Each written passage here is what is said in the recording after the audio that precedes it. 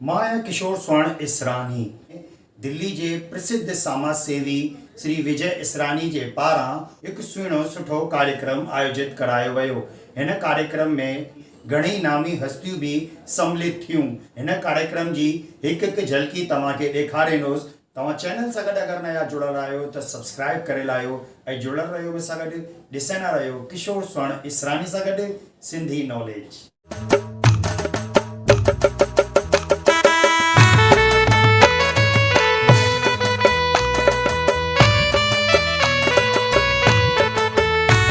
जय झूलेलाल। मां कमल वरदानी, राष्ट्रीय सिंधी समाज जो राष्ट्रीय अध्यक्ष।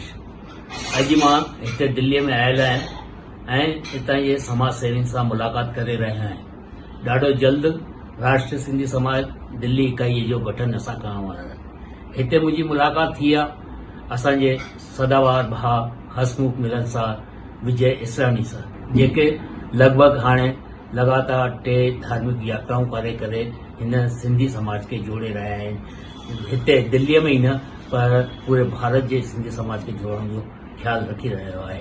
मां मुंहिंजी टीम के अंदर चईंदुमि कि विजय इसरानी के आमंत्रित कंदुमि। हिननि सां गॾु अॼु मूंखे ॾींहं जो मुंहिंजो हिकु भाउ महेश हिंगोरानी साहब भी मिलिया, जेके हिननि सां गॾु ई रहंदा आहिनि। उहो भी सदाबहार हसमुख मिलनसार आहिनि। उन्हनि में भी ॾाढी उत्सुकता आहे कि असांखे समाज में एकजुट थी करे कमु करणो। मां चईंदुमि हिकु मुलाक़ात नंढी सी विजय इसरानी सां वठंदा। सही तव्हां पंहिंजो नालो ऐं विजय इसरानी, प्रगतिशील सिंधी समाज दिल्ली। तव्हां सही सिंधी समाज सिंधी समाज प्रगतिशील सिंधी समाज जो प्रेसिडेंट आहियां ऐं दिल्लीअ में असां 3 तीर्थ यात्रा करे चुकिया आहियूं। डांडिया जो प्रोग्राम करे चुकिया आहियूं ऐं चलियन जो प्रोग्राम करे चुका आहियूं। कई हेल्थ कैंप लगाए चुके आहियूं ऐं कई झूलेलाल चौकियूं करे चुकिया आहियूं। 30 जो प्रोग्राम भी असां कंवर साईं मंदिर में कयो आहे। घणा ई प्रोग्राम अहिड़ा सिंधियत के वधाइण लाइ असां कया आहिनि। हाणे मां तव्हां सां मुलाक़ात कराए रहियो आहियां दिल्ली निवासी श्याम जी रोहिड़ा साहब सां, जेके हिन वक़्त असां सां गॾु गुजरात में भी सक्रिय आहिनि ऐं अहमदाबाद में रहंदा आहिनि। आयाराम दरबार जा संत आहिनि ऐं राष्ट्रीय सिंधी समाज जा हिन वक़्त हुतां जा संरक्षक आहिनि। श्याम जी, तव्हां पंहिंजा जय झूलेलाल। राष्ट्रीय सिंधी समाज सदाई सदाबहार हुयो आहे ऐं रहंदो। मुंहिंजी ॾाढी टाइम खां वक़्त खां दिलि हुई त भारत जी राजधानी दिल्ली ऐं जिते असांजा दादा नंदलाल जोतवाणी, जंहिंजो पोएं साल मां हिते राष्ट्रीय सिंधी समाज बाबा आयाराम दरबार जे पारां ज़ोरदार उन्हनि जो जनम ॾींहुं मल्हायोसीं। ऐं हाणे जेको आहे ॾाढी ख़ुशी आहे असांखे विजय इसरानी जहिड़ा क़ीमती असांखे पर्सनैलिटीज़ मिलिया आहिनि, जेके कि समाज सेवा में तमामु घणा अग्री आहिनि। सिंधियत जा क़ीमती हीरा आहिनि।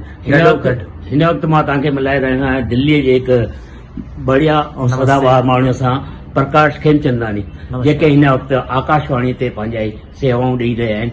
सही तव्हां पंहिंजो परिचय ॾींदा। नमस्कार, जय झूलेलाल। प्रकाश खेमचंदानी। मां हिन वक़्तु आकाशवाणी ते सिंधी में प्रोग्राम ॾींदो आहियां। रोज़ अधु कलाकु, जेको देश ऐं विदेश में ईंदो आहे, सिंधी पूरो अधु कलाकु प्रोग्राम ॾींदा आहियूं, जंहिंखे तव्हां न सिर्फ़ु फ़क़ति रेडियो ते पर मोबाइल ऐप ते पिणु ॿुधी सघंदा आहियो। News on air mobile app ते। जय झूलेलाल। जय झूलेलाल। अहिड़ी ख़बरुनि लाइ तव्हां जुड़ल रहियो असां सां गॾु ऐं अगरि चैनल सां गॾु नया जुड़ल आहियो त लाइक करजो, सब्सक्राइब करजो, शेयर करजो। वधीक खां वधीक सिंधियुनि ताणी हिन ॻाल्हि खे पहुचाइजो कि सिंधी नॉलेज जे नाले सां सिंधी चैनल हले पियो। सभिनीनि खे वधीक खां वधीक शेयर करनि, सभी ॾिसनि ऐं सब्सक्राइब करनि। हिन करे अहिड़ो न्यूज़ जो चैनल सभिनि जे घर में पहुचणु घुरिजे। त जुड़ल रहियो अहिड़ी ख़बरुनि सां गॾु ऐं ॾिसंदा रहियो किशोर स्वर्ण इसरानी सां गॾु सिंधी नॉलेज।